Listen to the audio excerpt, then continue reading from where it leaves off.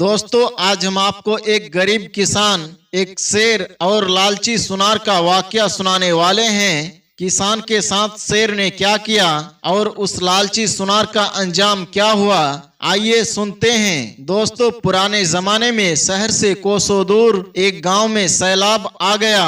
हजारों लोग पानी में बह गए, लातादाद घर तबाह हुआ बर्बाद हो गए। लेकिन सैकड़ों लोग पानी में डूबने से बच तो गए, मगर उनके पास खाने के लिए कुछ भी नहीं बचा। गांव में एक गरीब किसान भी रहता था और एक सुनार से उसकी बहुत अच्छी दोस्ती थी। उसने सुनार को तलाश किया।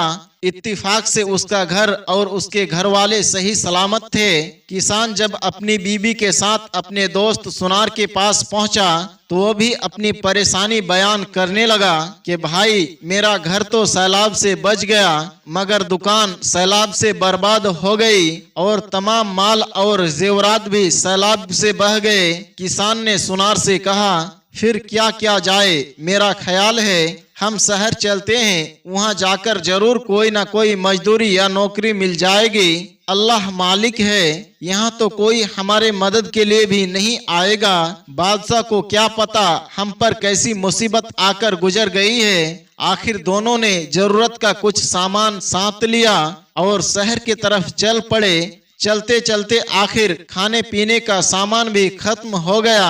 सुनार को इत्तिफाक से बुखार ने आ घिरा और वो बहुत ही ज्यादा कमजोर हो गया, चलने फिरने से माजूर हो गया। आखिर किसान ने उसे पेड़ों के आड़ में महफूज जगह पर ले जाकर लेटा दिया और चारों तरफ आग रोशन कर दी ताकि कोई जानवर या दरिंदा उसके करीब ना आ सके, और खुद गिरता पड़ता जंगली फल वगैरह तलाश करने के लिए चल पड़ा। अभी वो कुछ दूर ही चला था कि रास्ते में उसे एक शेर मिला जो दर्द के तकलीफ से बेहाल हुए जा रहा था। शेर को देखकर किसान को कपकपी तारी हो गई। वो डरने लगा, मगर फिर भी शेर ना उठ सका, बल्कि वो शेर लेटा हुआ था और दर्द की वजह से करहा रहा था। शेर किसान से कहने लगा, भाई, मैं तुझे कुछ भी नहीं करूँगा, तू मेरी मदद कर दे, अल्लाह तेरा भला करेगा। किसान ने शेर को इंसान की जबान में बात करते हुए देखा तो वो और भी डर गया। शेर ने कहा, मेरे भाई, मुझसे डरो नहीं, मैंने अल्लाह ताला से दुआ मांगी है कि बात करने के लिए कुछ देर के लिए मुझे इंसानी जबान अता कर दे। ये सुनकर किसान के अंदर हिम्मत पैदा हुई। उसने करीब जाकर पूछा, अब बताओ तुम्हारी क्या मदद करूं? शेर ने कहा, मेरे पिछले पांव में बहुत बड़ा कांटा घुस गया है, उसके तकलीफ से मैं मरा जा रहा हूँ। तुम्हें अल्लाह का वास्ता एक कांटा निकाल कर मेरी जान बचा लो, वरना अगर कोई शिकारी इधर आ गया तो मेरी कमजोरी से फायदा उठाकर मुझे कैद करके अपने साथ लेकर चला जाएगा या मुझे मारकर चला जाएगा। शेर की बातों को सुनने के बाद किसान ने अपना खदशा जाहिर किया कि कांटा तो मैं निकाल देता हूँ, लेकिन फिर क्या पता कि तुम मुझे ही खा जाओ। शेर ने आजिजी के साथ कहा, मैं वादा करता हूँ मैं तुम्हें हरगिज कोई नुकसान नहीं पहुँचाऊंगा। ऐसा तो तुम इंसान करते हो कि एक दूसरे के एहसान को भूल जाते हो। किसान ने हिम्मत की और आगे बढ़कर शेर के पांव के अंदर तक घुसा हुआ कांटा निकाल दिया।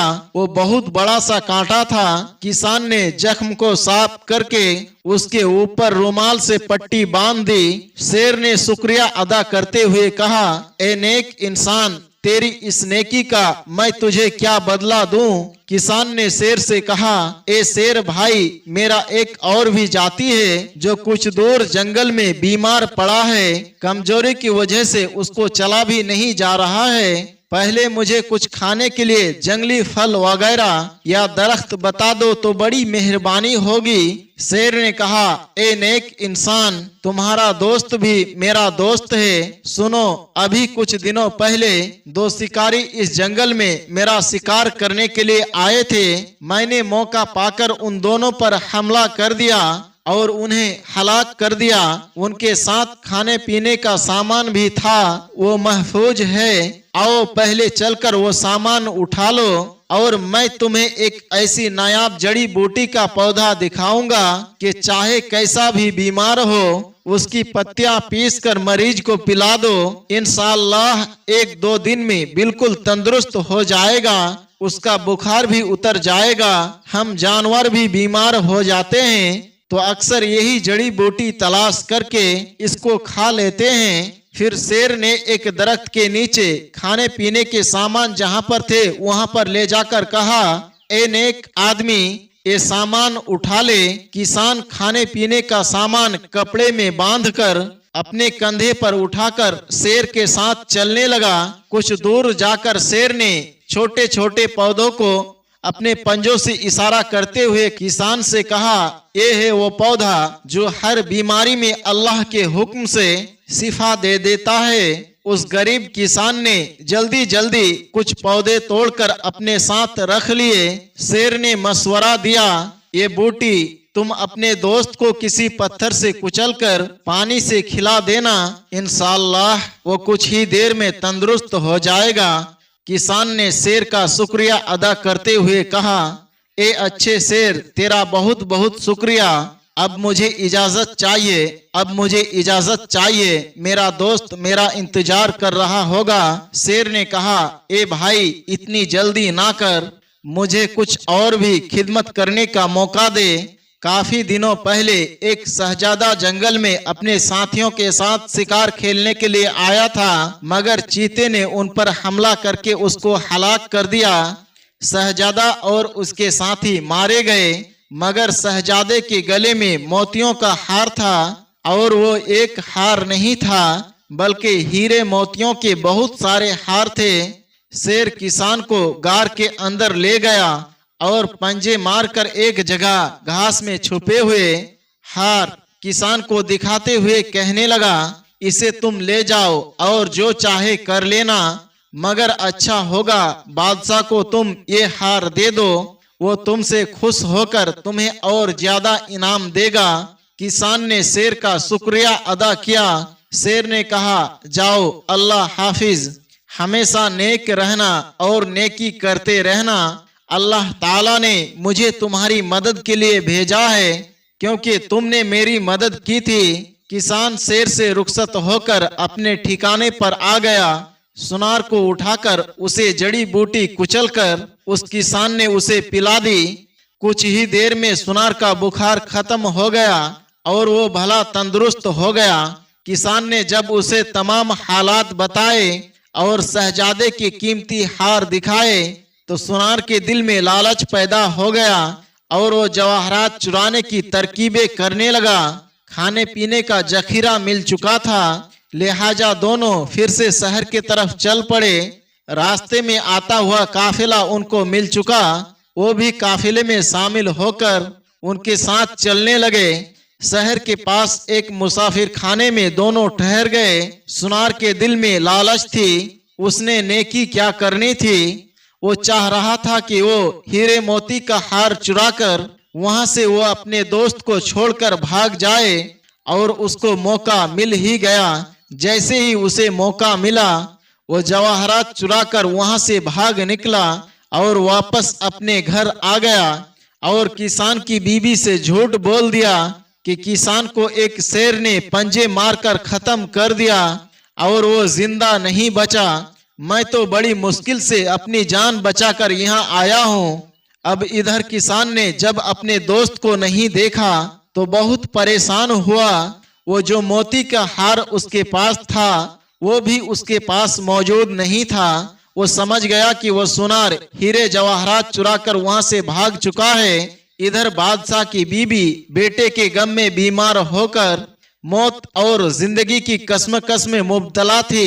बादशाह का ऐलान था, जो कोई मलिका का इलाज करके उसे अच्छा करेगा उसे आधी सल्तनत इनाम में दे दी जाएगी। मलिका रोज बरोज मौत की तरफ जा रही थी। बड़े बड़े मशहूर तबीब आ रहे थे, मगर वो ठीक नहीं हो रही थी। किसान बादशाह के महल में पहुंचा और सिपाहियों से आने का मकसद बयान किया। वो उसे बादशाह के पास ले गए। बादशाह ने उसे ऊपर से नीचे तक देखा और कहने लगा, ए शख्स, यहाँ पर कई मुल्कों के लोग आए, तुम तो तबीब भी नहीं लगते हो, कहो फिर भला कैसे इलाज करोगे? किसान ने कहा, बादशाह सलामत, जान की अमान पाऊं, एक जड़ी बूटी मेरे पास है, उस जड़ी बूटी को आप मलिका को खिला दीजिए, इंशाअल्लाह पहली ही खुराक में वो तंदुरुस्त हो जाएंगे। बादशाह ने कहा, ठीक है, इतने लोगों ने इलाज आजमा लिए, तुम भी आजमा कर देख लो, लेकिन याद रखना अगर इसकी वजह से मलिका को कोई नुकसान हुआ तो तुम्हारी जान जाने का खतरा है। उसने कहा, आप बेफिक्र रहिए। किसान ने अपने जेब से वो जड़ी बूटी निकाली, उसे पानी में घोलकर जैसे ही पिलाया, मलिका होश में आ गई, बिल्कुल सेहतमंद हो गई, जैसे उनको कभी भी कोई बीमारी हुई ही नहीं थी। अब बादशाह इतना खुश हुआ मलिका की सेहत आबी पर कि गरीब आवाम के लिए खजानों के मुंह खोल दिए। किसान को आधी सल्तनत देने का भी ऐलान कर दिया। किसान ने बादशाह से कहा, बादशाह सलामत, शहजादा शिकार के दौरान मारा गया था। फिर उसने शुरू से लेकर आखिर तक सारा हालात का बादशाह के सामने जिक्र कर दिया और लालची सुनार ने उसको जो धोखा देकर कीमती हार चुराकर फरार होने की साजिश की थी वो भी बादशाह को बता दिया। गांव में सैलाब से लेकर सारी बातें बादशाह के सामने एक एक करके रख दी और कहा, आप हमारी मदद कीजिए। तमाम लोग बहुत ही परेशान हैं। बादशाह को सुनार की धोखेबाजी पर बहुत गुस्सा आया। उन्होंने फौरन सिपाहियों का एक दस्ता रवाना करके सुनार का गिरफ्तारी का हुक्म जारी कर दिया और गांव वालों की इमदाद के लिए बहुत सारा सामान भिजवाया। उनकी मदद के लिए अपनी सिपाही भेजकर उन गांव वालों के घर फिर से बनवा दिए। सुनार को उसके घर से गिरफ्तार करके उसका सर कलम कर दिया गया। बादशाह इतना खुश था, उसने किसान को आधी सल्तनत देने की ख्वाहिश की तो किसान ने कहा, बादशाह सलामत, मुझे इतनी बड़ी सल्तनत की कोई जरूरत नहीं है, ये पैसा आप गरीब आवाम पर लगाएं। बादशाह ने कहा, तुमने ऐसी बात कह दी कि हम तुम्हें अपना वली अहद बनाते हैं, अब तुम हमारे साथ रहोगे। यूं एक नेकी की वजह से किसी तरह उसकी जिंदगी बदल गई। यही होता है इंसान के साथ, जब इंसान नेकी करने से पीछे नहीं हटता, अल्लाह ताला रास्ते बनाता है, सबब पैदा फरमाता है। इसीलिए नेकी करते रहिए, नेकी का रास्ता कभी मत छोड़िएगा। ये मेरा आप सबको मशवरा है। दोस्तों, उम्मीद करते हैं कि आज की हमारी वीडियो आपको जरूर पसंद आई होगी। वीडियो पसंद आने की सूरत में इस वीडियो को लाइक करना और अपने दोस्त अहबाब के साथ शेयर करना ना भूलें। आज के इस वीडियो के बारे में आपकी क्या राय है, कमेंट बॉक्स में जरूर बताएं। आज की वीडियो में बस इतना ही। इंशाअल्लाह बहुत जल्द एक और नई वीडियो लेकर आपके खिदमत में हाजिर होंगे। तब तक के लिए हमें इजाजत दें। अस्सलाम वालेकुम व रहमतुल्लाह।